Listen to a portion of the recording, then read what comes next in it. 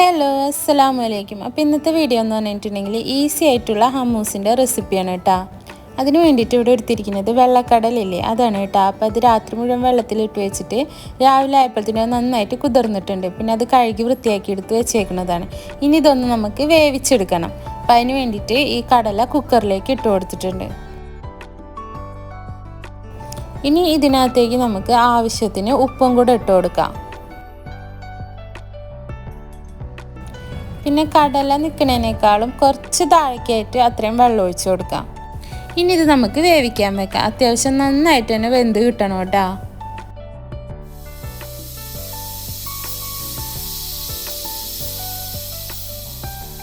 വിസിലൊക്കെ പോയതിന് ശേഷം നമുക്കിതൊന്ന് തുറന്നു നോക്കാം.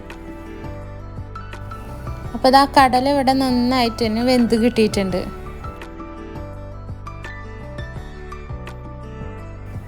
കടല വേവിക്കാൻ വെക്കുമ്പോൾ കറക്റ്റ് പാകത്തിന് തന്നെ ഉപ്പിട്ട് കൊടുക്കുക കേട്ടോ.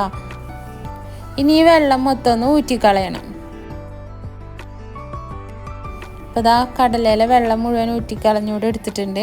ഇനി ഈ കടല തൊലി കളഞ്ഞിട്ട് എടുക്കണമെങ്കിൽ അങ്ങനെ എടുക്കുക.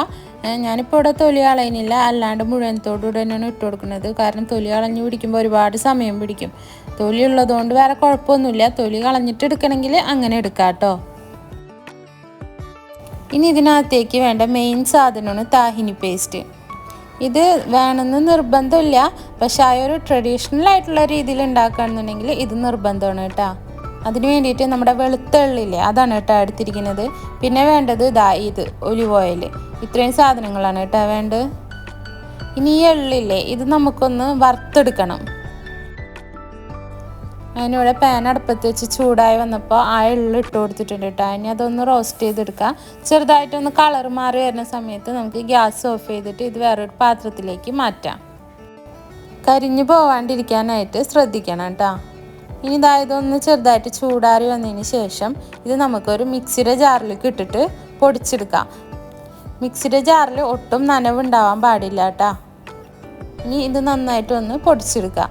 അപ്പോൾ ഇതിവിടെ പൊടിച്ചെടുത്ത് വന്നിട്ടുണ്ട്. ഇതിങ്ങനെ പൊടിക്കുമ്പോൾ തന്നെ ഇതിൽ നിന്നിങ്ങനെ ചെറിയ രീതിയിൽ എണ്ണ ഇറങ്ങുന്നുണ്ട് കേട്ടോ. അത് കണ്ടാൽ നിങ്ങൾക്ക് മനസ്സിലാവും. ഒരു ഇത് കണ്ടില്ലേ, അത് അതിൻ്റെ എണ്ണ ഉണ്ട് കേട്ടോ. അപ്പോൾ ഒന്ന് പൊടിച്ചെടുത്തിട്ടുണ്ട്. ഇനി ഇതിനകത്തേക്ക് നമുക്കിതൊരു പേസ്റ്റ് രൂപത്തിലാക്കാൻ ഇതിനകത്തേക്ക് ഒലിവ് ഓയിൽ ഒഴിച്ചു കൊടുക്കണം. അറബിക്സിൻ്റെ ഒക്കെ ഒരു മെയിൻ ഡിപ്പാണ് ഈ ഹമ്മൂസ്. അതുപോലെ തന്നെ പ്രവാസി മലയാളികളുടെ ഇഷ്ട ഭക്ഷണമാണിത്. അതൊന്ന് അരഞ്ഞ് കിട്ടാൻ പാകത്തിന് ഒലിവ് ഓയിൽ ഒഴിച്ച് കൊടുത്തിട്ട് ഇത് നന്നായിട്ടൊന്ന് പേസ്റ്റ് പരിവാക്കിയെടുക്കാം. കറക്റ്റ് അളവും കാര്യങ്ങളൊക്കെ ഞാൻ ഡിസ്ക്രിപ്ഷൻ ബോക്സിൽ ഇട്ട് കൊടുത്തേക്കാം കേട്ടോ. അപ്പോൾ നമ്മുടെ താഹിനി പേസ്റ്റ് ഇവിടെ റെഡി ആയിട്ടുണ്ട്. ആ ഒരു താഹിനി പേസ്റ്റ് ഉണ്ടാക്കിയെടുക്കുക എന്നുള്ളത് മാത്രമേ ഇച്ചിരിയെങ്കിലും ഇതിനകത്ത് പണിയിട്ടുള്ളൂ. പിന്നെ ഒക്കെ എളുപ്പം കഴിയും കേട്ടോ.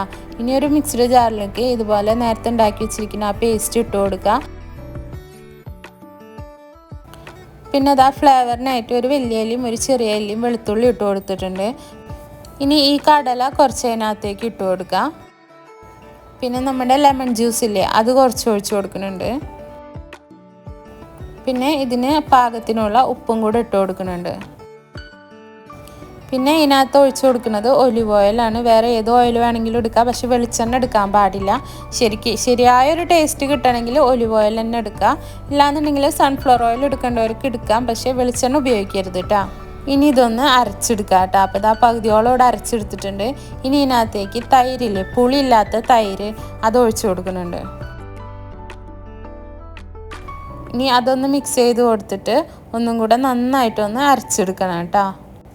അപ്പോൾ അതിവിടെ നന്നായി അരിഞ്ഞു വന്നിട്ടുണ്ട്. ഞാനപ്പോൾ ആ അരപ്പിൽ കൂടെ തന്നെ കുറച്ചും കൂടെ കടലിട്ട് കൊടുത്തിട്ട് അരച്ചെടുക്കുന്നുണ്ട്. പിന്നെ ചെറിയൊരു അബദ്ധം പറ്റിയിട്ടുണ്ടായിരുന്നു. ഇത് അരയ്ക്കുന്ന സമയത്ത് ക്യാമറ ഓഫ് ചെയ്തിട്ടുണ്ടായിരുന്നു. അത് കഴിഞ്ഞിട്ട് പിന്നെ ഇത് പാത്രത്തിലാക്കണതൊക്കെ സമയത്ത് ക്യാമറ ഓൺ ആക്കിയിട്ടുണ്ടായിരുന്നു, പക്ഷെ അത് ഓൺ ആയിട്ടുണ്ടായിരുന്നില്ല.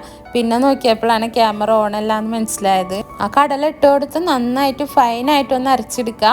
എന്നിട്ട് നമ്മൾ ഏത് പാത്രത്തിലാണോ എടുത്ത് സൂക്ഷിക്കാൻ വെക്കുന്നത് ആ പാത്രത്തിലേക്ക് ആ പേസ്റ്റ് ഇട്ട് കൊടുക്കുക. അതിനുശേഷം ഇതുപോലെ അതിൻ്റെ മുകളിൽ കുറച്ച് ഒലിവ് ഓയിൽ ഒഴിച്ചു കൊടുക്കുക. പിന്നെ ഞാനൊരു ഡെക്കറേഷന് വേണ്ടിയിട്ട് അനാർ വെറുതെ ഇട്ട് കൊടുക്കുന്നുണ്ട്. ഇത് നമുക്ക് അടച്ച് വെച്ചിട്ട് ഒരാഴ്ച വരെ ഫ്രിഡ്ജിൽ സ്റ്റോർ ചെയ്യാൻ പറ്റും കേട്ടോ.